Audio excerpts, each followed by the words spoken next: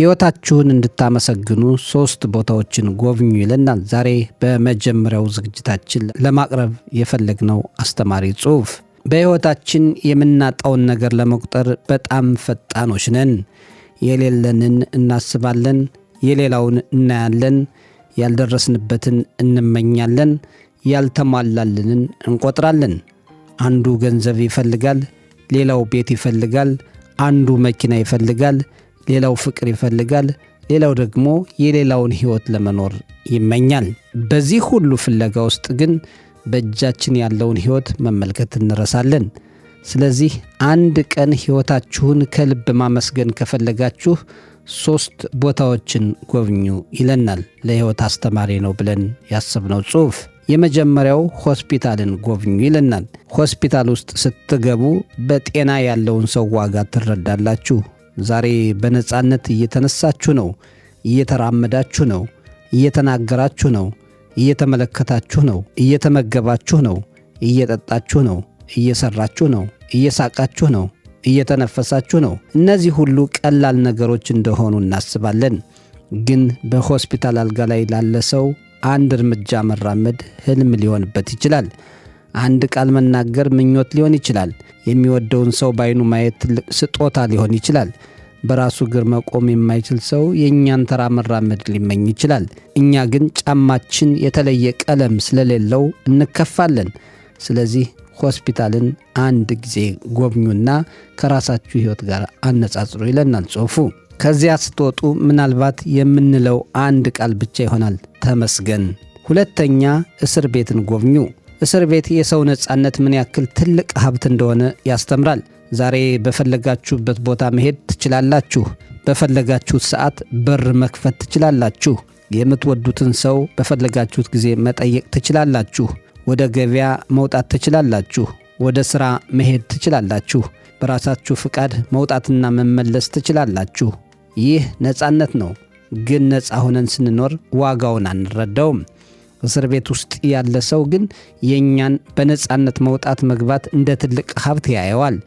እኛ ዛሬ ቤት መቀመጥ ሰለቸን የምንለው ነገር ለሌላ ሰው የማይገኝ ነጻነት ሊሆን ይችላል። ስለዚህ የምትችሉትን ሁሉ ማድረግ መቻላችሁን አትናቁ። ነጻነት ራሱ ሀብት ነውና። 3ኛ የመቃብር ስፍራን ጎብኙ። ይህ 3ኛው ቦታ ከሁሉም የበለጠ ዝምተኛ ነው። በዚያ ቦታ የትላንት ህልሞች ተኝተዋል። የትላንት ሀብታሞች አሉ። የትላንት ድሃዎች አሉ። የትላንት ቆንጆዎች አሉ። የትላንት ታዋቂዎች አሉ። የትላንት ጀግናዎች አሉ። የትላንት ትልልቅ ስልጣን የነበራቸው ሰዎች አሉ። ግን ዛሬ ሁሉም ዝም ብለዋል። ትላንት ቤቴ ያለው ሰው ዛሬ በጥቂት ካሬ መሬት ውስጥ ነው። ትላንት ገንዘቤ ያለው ሰው ዛሬ 1 ሳንቲም አይይዝም። ትላንት ጊዜ የለኝም ያለው ሰው ዛሬ ጊዜ አይፈልግም። ይህ ማለት ገንዘብ አይጠቅምም ማለት አይደለም። ቤት፣ መኪና፣ ሥራ፣ ሀብትና ስኬት አያስፈልጉም ማለትም አይደለም። ነገር ግን እነዚህ ነገሮች በራሳቸው ሕይወት አይደሉም። ለእኛ ሕይወት እየተነፈሱ መኖር ነው። የሚወዱን የምንወዳቸው ሰዎች ከጎናችን መኖራቸው ነው። ጤና ነው። ነጻነት ነው። ሰላም ነው። አንድ ቀን በሌላ ቀን ላይ መጨመር መቻል ነው። ስለዚህ ዛሬ ገንዘብ ከሌላችሁ ሕይወት የሌላችሁ አይምሰላችሁ። ቤት ከሌላችሁ ዓለም የተዘጋባችሁ አይምሰላችሁ። መኪና ከሌላችሁ ሕይወት ከእናንተ የራቀች አይምሰላችሁ።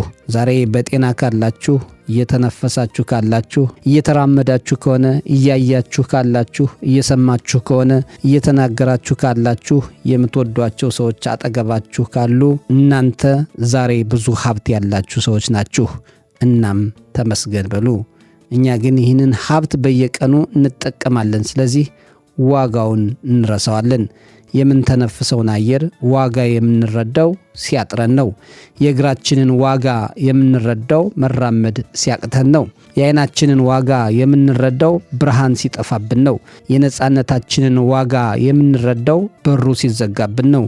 የሕይወታችንን ዋጋ ደግሞ ብዙ ጊዜ የምንረዳው ሕይወት ሲያበቃ ነው። እናም ነገሮችን ከማጣታችን በፊት ዋጋቸውን እንወቅ። ዛሬ የሌለን ነገ ሊኖረን ይችላል፣ ላይኖረንም ይችላል። ስለዚህ ዛሬን አትናቁ። በተደጋጋሚ እንደሚባለው ዛሬ እናት ከጎናችሁ ካለች አመስግኗት። አባት ካለ አክብሩት። ወንድምና እህት ካሉ ዋጋቸውን እወቁ። ጓደኛ ካለ አክብሩት። የምትወዱት ሰው ከጎናችሁ ካለ ፍቅራችሁን አሳዩት። የዛሬውን ፍቅር ለነገ አታስቀምጡት። ምክንያቱም ሕይወት ነገ ተብሎ የተፈረመ ውል የላትም። የምንይዘው ዛሬን ነው። የምንኖረው ዛሬን ነው። የምናመሰግነውም ዛሬን መሆን አለበት።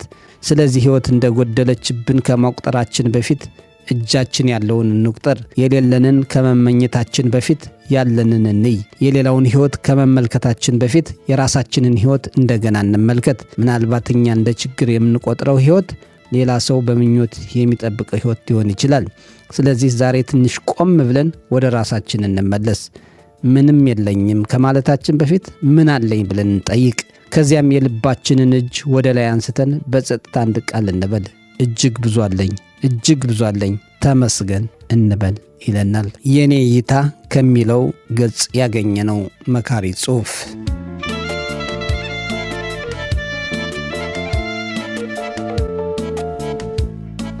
ሐቅሽን ንገሪኝ ውዴ፣ ስሞትልሽ ንገሪኝ ሳትዋሽኝ።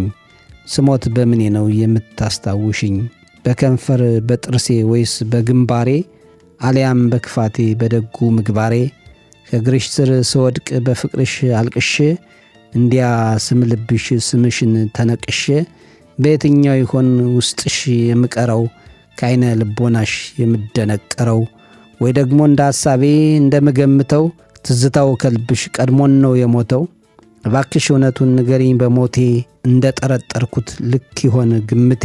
በሞቴ ንገሪኝ ሐቁን ይዤ እንድሞት፣ ከሐቅሽ አጋሪኝ። ደራሲ አያሌው ሞገስ።